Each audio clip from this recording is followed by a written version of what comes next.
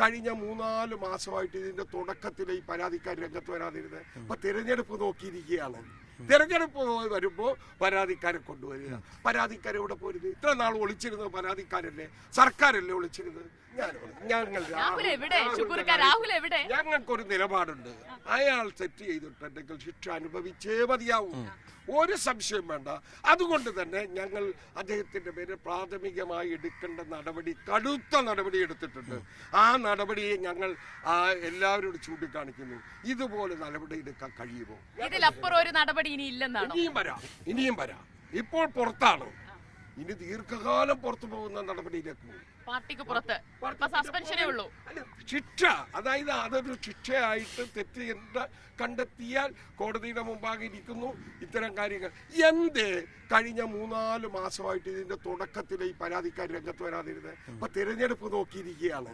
തിരഞ്ഞെടുപ്പ് വരുമ്പോൾ പരാതിക്കാരെ കൊണ്ടുവരിക. പരാതിക്കാരെവിടെ പോരുത്? ഇത്ര നാൾ ഒളിച്ചിരുന്നത് പരാതിക്കാരല്ലേ, സർക്കാരല്ലേ ഒളിച്ചിരുന്നത്? തെരഞ്ഞെടുപ്പ് വന്ന് ശബരിമല വിഷയത്തിൽ കൊള്ള നടന്നു, ഒരു MLA ഉൾപ്പെടെ ജയിലിൽ പോയി. തദ്ദേശ തെരഞ്ഞെടുപ്പിൽ രാഹുൽ വിഷയം പ്രതിഫലിക്കില്ല, ഒരു കാരണവശാലും പ്രതികരിക്കില്ല. ജനങ്ങൾ പ്രതികരിക്കുന്നത് നമുക്ക് സോഷ്യൽ മീഡിയയിൽ കാണാം. ശ്രീ ചിത്തരഞ്ജൻ, നിങ്ങൾക്ക് ആശ്വസിക്കാനും നിങ്ങൾക്ക് സന്തോഷിക്കാനും വകയില്ല. കേരള ചരിത്രത്തിൽ നമ്മൾ കേട്ടുകേൾവിയില്ലാത്ത ഒരു കൊള്ള നടന്ന ഒരു സമയത്ത് കൂടിയാണ് നമ്മൾ. അതാണ് ഏറ്റവും വലിയ ഹോട്ട് ടോപ്പിക്. ഇപ്പോൾ രാഹുൽ വിഷയം ഇടക്ക് പൊട്ടി വീണു, ശരിയാണ്. എങ്കിൽ കൂടി ശബരിമല സ്വർണ്ണക്കൊള്ളയിൽ നിശ്ചയമായും LDF-ഉം CPM-ഉം പ്രതിരോധത്തിലായിട്ടുണ്ടോ? ശബരിമല സ്വർണ്ണക്കൊള്ള ഈ തെരഞ്ഞെടുപ്പിൽ ഏറ്റവും പ്രധാനപ്പെട്ട വിഷയമാണോ?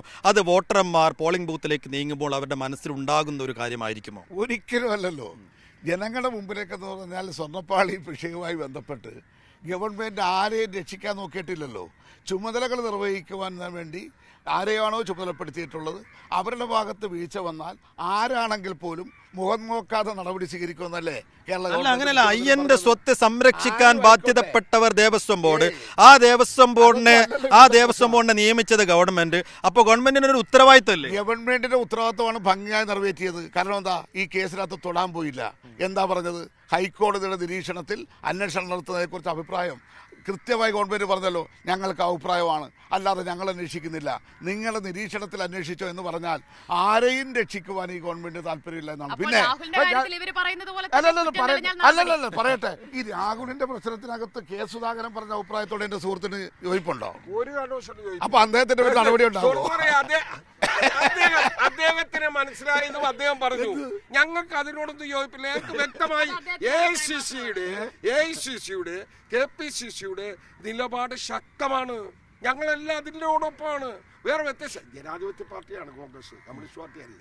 ചിലപ്പോൾ വ്യത്യാസം. എന്നാൽ എന്തുകൊണ്ടായിരിക്കും സുധാകരൻ അങ്ങനെ ഒരു നിലപാടെടുത്തത്? അത് സുധാകരൻ കൂടുതൽ കാര്യങ്ങൾ മനസ്സിലാക്കേണ്ടിയിരിക്കുന്നു. മനസ്സിലാക്കാൻ കഴിഞ്ഞിട്ടില്ല. ഞങ്ങൾ മനസ്സിലാക്കിയിട്ടുണ്ട്. അതുകൊണ്ട് തന്നെയാണ് ഞങ്ങളുടെ നിലപാടൊക്കെ. ഈ കാര്യത്തിൽ അങ്ങനെ ഒരു പൊതുപ്രവർത്തകനാകാൻ പാടില്ല. അത് ഒരു പൊതുപ്രവർത്തകർക്ക് പ്രതിബദ്ധതയുണ്ട്. അവരുടെ വാക്കും പ്രവൃത്തിയും പ്രവർത്തന പന്ഥാവും കൃത്യമായി ആളുകൾ.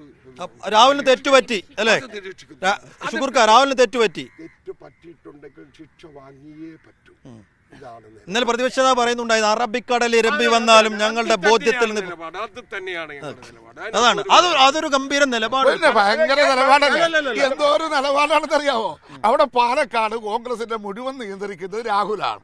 അത് ആർക്കാണ് അറിയാത്ത? എന്നിട്ട് ഞങ്ങൾ ഭയങ്കര നിലപാടെടുത്തത്. അത് അദ്ദേഹത്തിന്റെ വ്യക്തിപരമായി ബന്ധമുള്ള ആളുകൾക്ക് വേണ്ടി വോട്ട് ചോദിക്കുന്നു. അല്ലല്ല, വ്യക്തിപരമായിട്ടുള്ള ബന്ധത്തിലാണ് പാർട്ടിയുടെ പേരിൽ പ്രവർത്തിക്കുന്നത്. കോൺഗ്രസിന്റെ ഏത് നേതാക്കന്മാരുമായിട്ടാണ് അദ്ദേഹം പാലക്കാട് DCC പ്രസിഡന്റ്.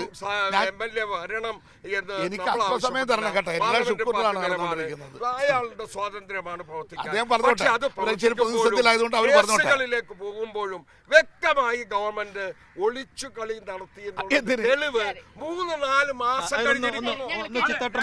രണ്ടാമത്തെ കാര്യം, ഒന്നുകൂടെ അങ്ങനെ എടുക്കുമ്പോൾ, ആ നിലപാട് എടുക്കുമ്പോൾ ഞങ്ങളുടെ നിലപാട് വ്യക്തമാണ്. പക്ഷേ ഇതേപോലെ കേസിൽ പ്രതികളായ പത്മകുമാരനെതിരെ എന്തുകൊണ്ട് നിങ്ങൾ നടപടി എടുക്കുന്നില്ല? അല്ലല്ല, പത്മകുമാരനെതിരെ എന്തുകൊണ്ട് നടപടി എടുക്കുന്നില്ല? അല്ല, ഞാൻ പറയട്ടെ, നിങ്ങൾ എല്ലാ ഈ ഷുക്കൂറിന്റെ സിഗ്നൽ ചോദിച്ചാൽ അദ്ദേഹം വിഷമിച്ചു പോകും. ഇച്ചിരി സമയം എനിക്കും തരൂ. ഞാൻ ചോദിക്കട്ടെ, അദ്ദേഹം ഈ രാഹുലിന്റെ പ്രശ്നവുമായി ബന്ധപ്പെട്ട് വാചാലമായി സംസാരിക്കുന്നുണ്ട്. ആർക്കെങ്കിലും ഇവർ പറയുന്നത് ഉൾക്കൊള്ളാൻ കഴിയുന്നതാണോ? ഇവർക്കൊട്ടൊരു ബന്ധമില്ലെന്ന് പറയുന്നത് അവിടുത്തെ പാലക്കാട് DCC പ്രസിഡന്റ് MP ആണ്. എന്താണ് ശ്രീകണ്ഠൻ്റെ അഭിപ്രായം? ഇപ്പോഴും ശ്രീകണ്ഠനും രാഹുലും എല്ലാം ഒന്നിച്ചല്ലേ കാര്യങ്ങൾ നീക്കിക്കൊണ്ടിരിക്കുന്നത്. ഇത് ആരെ പറ്റിക്കാനാണ്? ഇപ്പൊ ഏതായാലും ഒന്നിച്ചല്ല, ഇപ്പോ ഇല്ല, 48 മണിക്കൂറായിട്ടാ. അതാണ്. പിന്നെ പറയുന്നു രാഹുലിന്റെ കാര്യത്തിൽ സർക്കാരിന് തെറ്റുപറ്റിയെന്ന്. അതെന്ത് സർക്കാർ വല്ല കുഴപ്പം ചെയ്താൽ?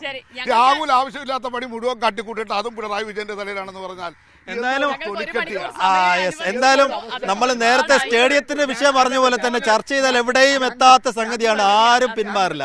ഞങ്ങളെ സംബന്ധിച്ചിടത്തോളം ഈ രാഹുൽ പ്രശ്നം ഒന്ന് ചർച്ചയ്ക്കേ പോയിട്ട് ഞങ്ങൾ ഇതുവരെ നടത്തിയ ഒരൊറ്റ പ്രസംഗത്തിൽ ഇതെന്തിനാണ് ഇതെല്ലാം വലിച്ചിറക്കുന്നത്? ഞങ്ങൾ ഈ നാട്ടിലെ ജനങ്ങൾക്ക് വേണ്ടി ചെയ്തിട്ടുള്ള കാര്യം ഇതേ കുടുംബയോഗങ്ങളൊക്കെ നിങ്ങളൊന്ന് കാണണം. ആ അപ്പൂപ്പന്മാരുടെ അമ്മമ്മമാരുടെ ഒരു സന്തോഷം. 3600 രൂപ ഇന്നലെ എണ്ണി വാങ്ങിച്ചിട്ട് 100 രൂപ ദേശാഭിമാനിക്കും തന്നവര്. ഇതിനു വേണ്ടി മാസാമാസം ശമ്പളം കൊടുക്കുന്ന പോലെ പെൻഷൻ കൊടുക്കുമെന്ന് പറഞ്ഞ് നമ്മുടെ പോക്കറ്റ് കാലിയാക്കി 2 രൂപ വീതം സെസ് വാങ്ങി ഇപ്പോഴും ആ സെസ് വാങ്ങിക്കൊണ്ടിരിക്കുന്നു. ഇപ്പോഴൊന്നും സാമൂഹ്യ സുരക്ഷാ പെൻഷന് വേണ്ടി ഇന്നേ വരെ കേരളത്തിൽ ഒരു സർക്കാരും സെസ് ഏർപ്പെടുത്തിയിട്ടില്ല. ഇനി ഞാനത് പറഞ്ഞോട്ടെ. ബഹുമാനപ്പെട്ട ഉമ്മൻചാണ്ടി സാറിന്റെ കാലത്ത് കണക്കെടുത്തു 2011 തൊട്ട് 16 വരെ ആകെ പെൻഷൻ കൊടുത്തതിന് ചെലവായത് 9103 കോടി രൂപ. ഞങ്ങൾ 2016, 2021, 21-26 ഇപ്പൊ നിങ്ങൾ പരിശോധിക്കൂ 41,300 കോടി. അന്ന് പെൻഷൻ കൊടുത്ത 29 ലക്ഷം ആൾക്കാർക്ക് എടുത്തോ. അന്ന് 29. അത് ശരിയായിരിക്കാം, അത് ശരിയാണ്. കുടിശ്ശിക ഉണ്ടായിട്ടുണ്ടാവണം. പക്ഷേ ഞാൻ ഒരു കാര്യം പറയുന്നു, സാമൂഹ്യ സുരക്ഷാ പെൻഷന്റെ കാര്യത്തിൽ അല്ല ഒരു കാര്യം ജനങ്ങൾക്കറിയാലോ 18 മാസം കുടിശ്ശിക. ഒരു കാര്യമുണ്ട്. സാമൂഹ്യ സുരക്ഷാ പെൻഷന്റെ കാര്യത്തിൽ സാമൂഹ്യ സുരക്ഷാ പെൻഷൻ കൊടുക്കാൻ വേണ്ടി കേരളത്തിന്റെ ചരിത്രത്തിൽ ഇന്നേ വരെ ഒരു സർക്കാരും സെസ് ഏർപ്പെടുത്തിയിട്ടില്ല. ആ കാര്യത്തിൽ ഡിഫൻസ് അതിനകത്ത് ഒരു പ്രശ്നമില്ലല്ലോ. ഒരു പ്രശ്നമില്ല. കേന്ദ്ര സർക്കാർ ബിജെപിയുടെ സർക്കാർ അല്ലല്ല അത്